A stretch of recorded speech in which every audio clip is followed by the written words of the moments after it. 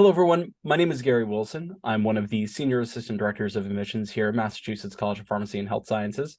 Thank you so much for joining us. And I'm joined today by three of our wonderful and distinguished alumni who are here to answer questions about their time at MCPHS, speak about some of the experiences they had with us, as well as to talk about what they are doing now that they have left the MCPHS walls.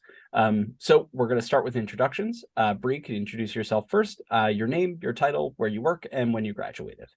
Awesome. Hi, everyone. My name is Bree Krakow. I am currently a registered nurse. I graduated MCPHS in 2019, so snuck by right before the pandemic. And currently, I am a traveling nurse. So I worked in Boston in the Longwood medical area for about 3 years. And then this past year, I started travel nursing. So no set spot, but most recently, I did a contract in Connecticut. Oh, wonderful. Which hospital in Connecticut? I was at Waterbury Hospital in my hometown. Yeah. Oh, very nice. Garrett, you're next. Hey everyone, my name is Garrett South, and I am older than Bree now. Oof. I got my bachelor's in pre-medical and health studies in 2015 with a public health minor, the first cohort of public health minors that was available on campus. And I'm now the senior leader over patient experience at Dignity Health California Hospital. We are a trauma center in downtown LA. I spent most of my time on the East Coast, went up to grad school in Georgia, went back to work in New York, and I'm now back home. I'm originally a Angelino, as we call it out here in LA. So I'm back home now. Moved back last year. Oh, wonderful. And Rohan.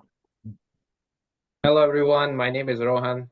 I'm originally from India. I came to MCPHS in 2017 and graduated in 2022, so last year, with my Doctor of Pharmacy. And after graduation, I am right now in a postdoctoral fellowship program with Takeda and Northeastern University. And I'm currently, my title is Global Medical Fellows at Takeda. Wonderful. Thank you all so much for joining me. The first question that we have this evening, we're going to go backwards. So Rohan, you will be first. Can you walk us through your workday and what your job entails? Feel free to be as extensive as you like. Great. This is good since I just mentioned that. So I'm doing right now a postdoctoral research fellowship. So let me break that down a bit. As a part of the fellowship, I work closely with Northeastern University for two major things. One is teaching. So I teach a course, pharmacy course at Northeastern to pharmacy students for a year. So I'm in my second semester of the year teaching that. Apart from that, I also am involved in research activity with the faculty mentor that I have. So I serve as an adjunct faculty at Northeastern, and I'm one of the senior faculty who I work with on research project. So that takes about 20 to 30% of my work, and the remaining and the majority of my work is working with a pharma company. So I work at Takeda in global medical affairs, and well, pharma is huge. Medical affairs is, I do so many things, but well, to put it in this way, it's a 2-year program. In my first year right now, I'm finishing my first year. I rotate through different core functions within medical affairs. And what we do basically in a very, very broad sense is we connect the data that we get from clinical trials and drug development. We create a scientific narrative out of it. We create and understand and evaluate what are the needs of patient, what are the key HCPs that we have to target. And then once we have that scientific narrative, we give it to the commercial sites. We are basically the bridge between clinical development and commercial. And our goal is to bring science and bring therapies to patients. Wonderful. Garrett, same question to you.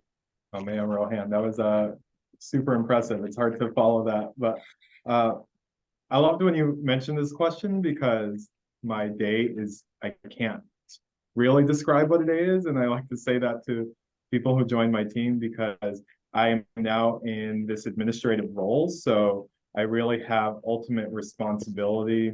So strategically, meaning like really what's the direction of the hospital for everything around the culture, around our behaviors, around the experience pieces. but more of like the day-to-day. I am in charge of all of the complaints that happen in the hospital building. So I have a team of patient advocates. We also are in a very diverse community. So I have interpreter services. So all the language needs of our community. I have volunteer services. So that we'll talk on that, on how my journey came full circle, because now I'm the volunteer ultimate executive, but started off volunteering along with medical area. And then I also have like the gift shop. So everything you think of like customer service, hospitality, that piece. But if you put a healthcare brand on it, that's really what you can think of about my role. So it's really hard to describe my day-to-day, but that's really ultimately what I do. And then most recently, I've been pulling also into community health needs. I am the most recent elected official of the Downtown LA Neighborhood Council. So that's our lowest level of city government here, really the advisory board to LA City Council, and really advocating for our community needs of what's needed in the larger sense. Not only the people who come into our hospital, but also the people of the zip codes that we serve. So, All very fascinating, and congratulations. thank you. Yeah. And then Bree, same question to you. Awesome. So I have a very routine schedule. I work 3 days a week, which is very nice when you're a nurse. Typically, you only work about 3 12-hour shifts, depending on who you talk to. My entire career, I've only ever done 3 days, which I love. And a day-to-day for me, so I either work day shift or night shift, the majority being night shift. I go in for my 12-hour shift, being able to take care of patients directly. And being a traveling nurse, I've been able to work with a wide variety of specialties, which is probably one of my favorite things with traveling. Is every time I go into work, depending on the contract, I'm taking care of a different population of patient. So I've been able to take care of a lot of surgical patients, as well as most recently it was cardiology, which was nice to get the brain muscles pumping again and not getting used to your patients and being able to really get it going. Well, wonderful. So the next question is also kind of a bigger question. Rohan, we're going to start with you. How did you get the opportunity for your job, and how did you kind of come across it? Wow, that is a big question. How did I get the opportunity for my job? Okay, so I'll have to go a lot back to get to this point. So first, as I mentioned before, I'm an international student.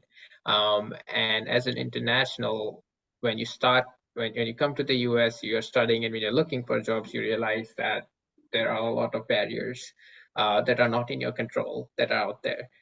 So as soon as I got to know, well, I have these barriers in terms of getting sponsorship, in terms of finding an employer.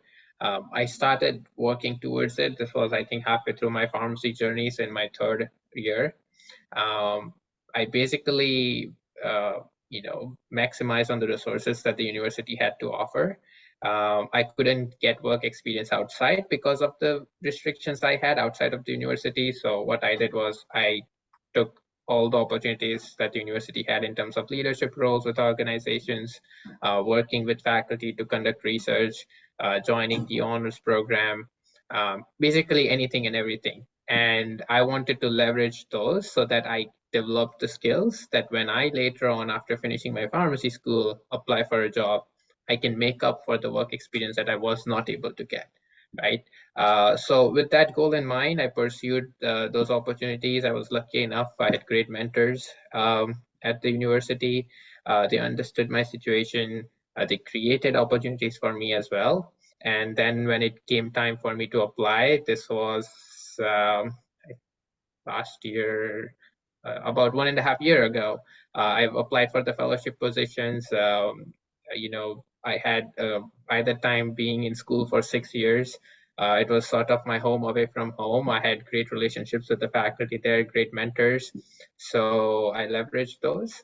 And with all that and the experiences, I was able to land this role. I think the key aspect, if I put all together, as to how I was able to get the role, it's your academics first.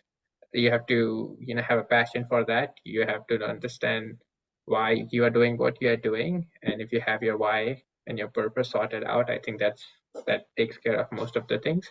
And then it's about your network. your willingness to pursue things that you're not comfortable with. And I think if you take care of those three things, which I was fortunate enough to understand and then take care of, then opportunities come to you. Wonderful. Garrett, same question, how did you kind of get your opportunity? Yeah, so thank you, Gary. I'm the oldest one on this panel, so that's fun. So I think you and I are pretty close. So I've been out of MCP for around 8 years now. So I've had a couple different steps, but my most recent after MCP was going to get my master's in public health, which was really another step that I needed to unlock the career path that I'm on. I really wanted a public health degree. As I said, I have a public health minor. I didn't want to be a business guy. Within public health, there are different departments, and I was health policy and management. So kind of think like the management person within the public health field. How did I get into that graduate program immediately, though? And that was 100% due to my time at MCPHS. I went to Emory University in Atlanta, Georgia, which is a top 4 institution, and most of my cohort came with previous work experience. I came directly from my bachelor's degree, and I was reflecting on it when you gave us the questions. I would think the intimate nature of our academics at MCPHS was like the keys to getting to grad school, right? Letters of recommendation, making sure your resume is up to date, all this thing. So going to the Career Center and having that intimate help, all my letters of rec, I had like personal relationships with our professors where it wasn't a generic letter of recommendation. You could actually see that they knew who Garrett was. And then as well as all those extracurricular activities that I was able to participate in along the medical area, different leadership opportunities, being an orientation leader, a student ambassador, or a student cell. I don't know if we still call it student cells. Brain cells now. Yes, we rebrand. Yeah. So being in the admissions office and just rising up to a leadership role there too. Although I didn't have any formal work experience, I was able to prove the potential and leadership capabilities I have, and that was 100% due to the opportunities given at MCP. So that was my initial step. There's been a lot of things along the way, but to get to my role, I had to get to the master's. Fantastic. And that actually kind of segues great into my next question. So Bree, how would you say that your MCPHS experience has helped you be successful in your current career? So I would say my experience at MCPHS is really hand in hand with my job. The biggest thing in the nursing curriculum would be clinical experience. And during my time at MCPHS, we were able to be paired with a MCPHS clinical instructor and be sent out into hospitals all throughout Boston, including in the Longwood medical area right down the street.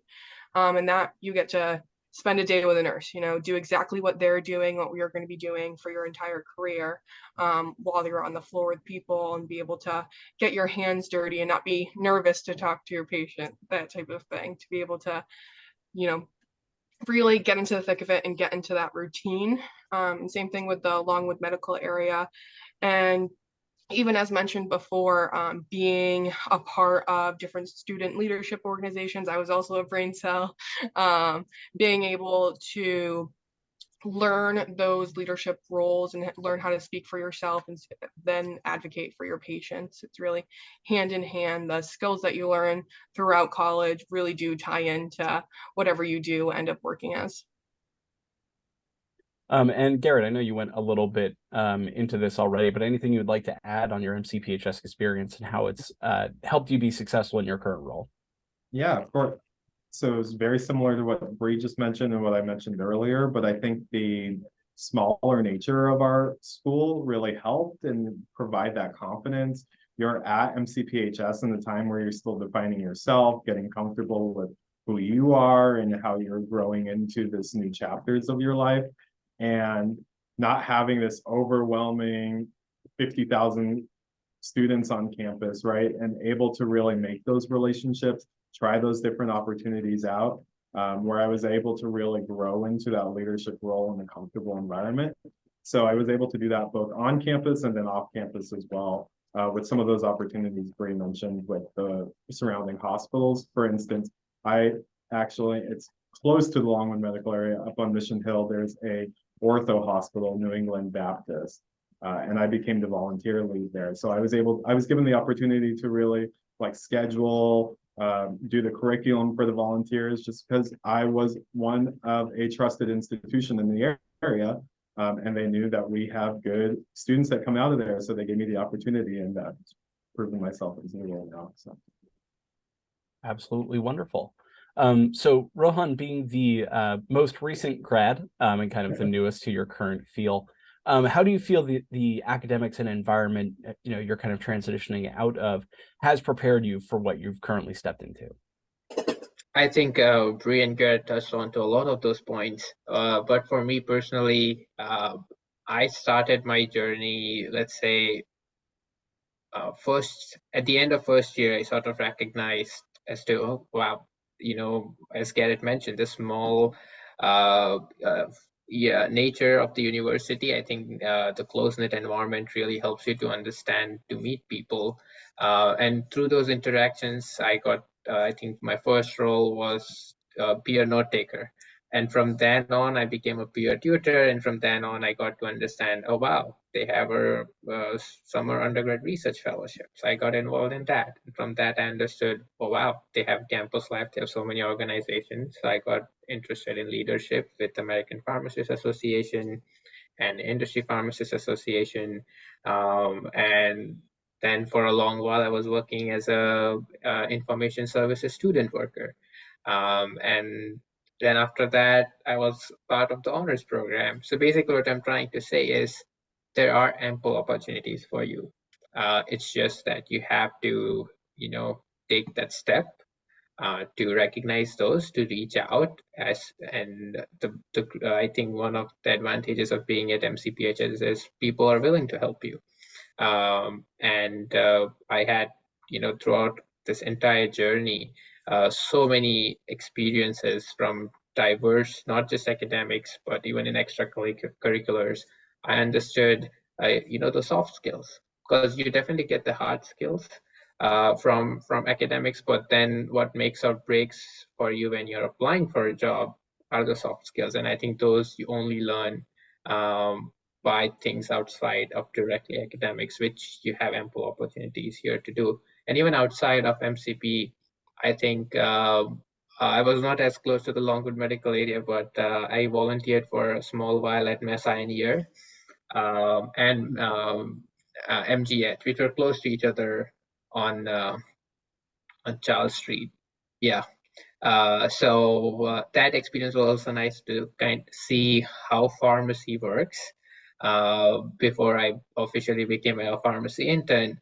And then the best part about going through the pharmacy school is the entire last year that we have is rotational. So we have 6 rotations where we go through various hospitals, retail pharmacy, industry, and get exposure to different avenues that a pharmacist can work in.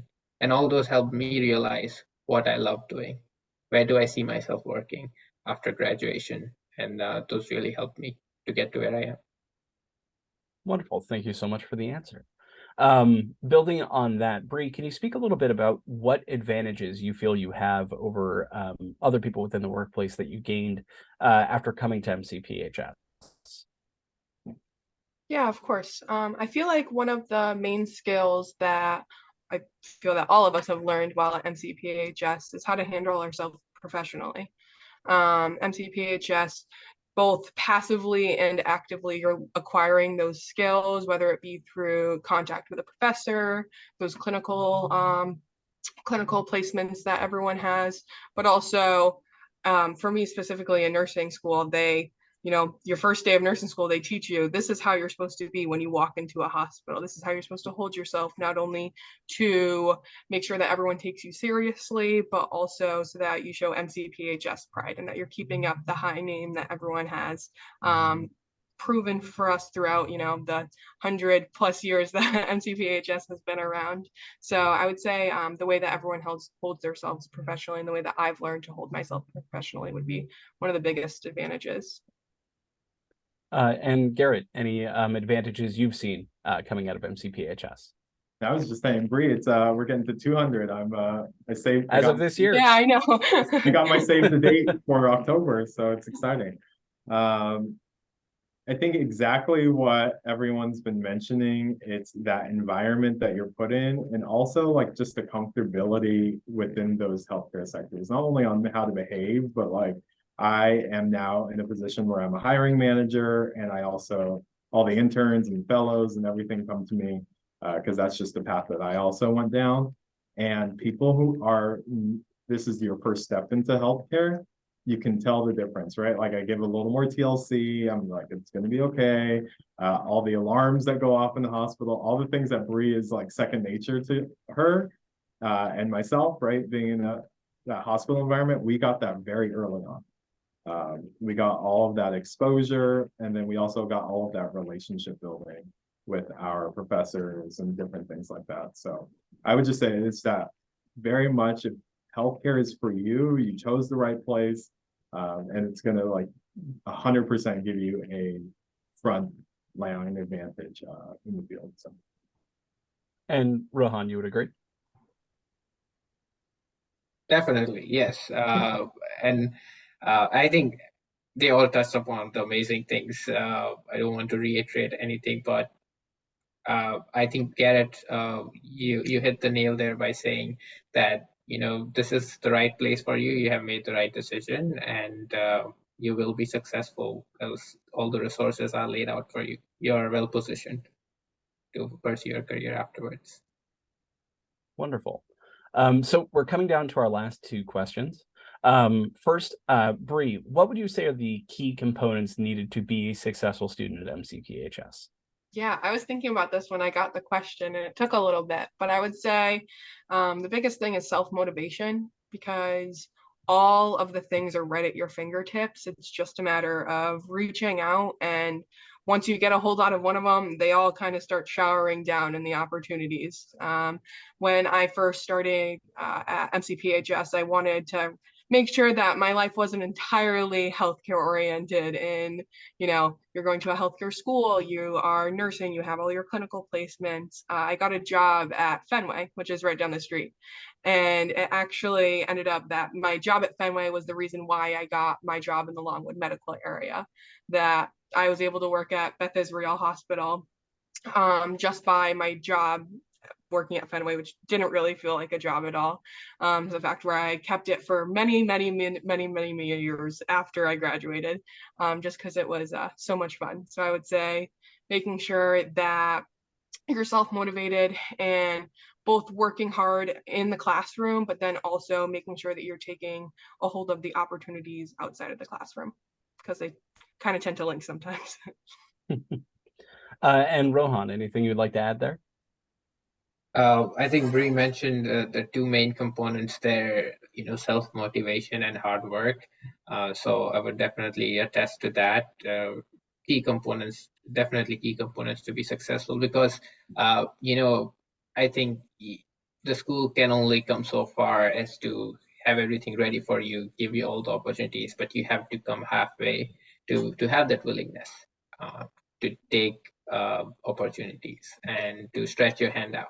So I think as long as you're willing to do that, you will definitely be a successful student. The other thing is, and as I think I touched upon that before, is to also understand that I know, it can be overwhelming. When I started at MCPHS my first year, it was overwhelming, especially coming to the US for the first time. I felt like I was thrown into the wilderness. I had to start from scratch, building relationships, but to know that, it is going to be difficult, right? And to have that faith, or to understand that, well, things will get better. And there are support systems for you here, since we have such a huge group of internationals. There are support systems for internationals, and for all students, they have counseling services. So to make use of those resources. And lastly, to be I was really shy at first and very introverted, but then I realized that as soon as I was able to step outside of my comfort zone, there was a whole different world out there that I didn't even know existed. So the only thing that I would like to add is just, take a chance. Take a chance on yourself. Take a chance on the world. It might seem overwhelming, but it does get better.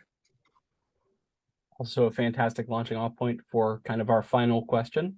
Garrett, starting with you, what is your one big piece of advice you would give to incoming students, both first year transfer student, as well as the one thing you would like them to know most about your time at MCPHS? Oh man. And that last question, you guys both took the things that I was going to reflect on. Take advantage of the resources, but you have to take steps.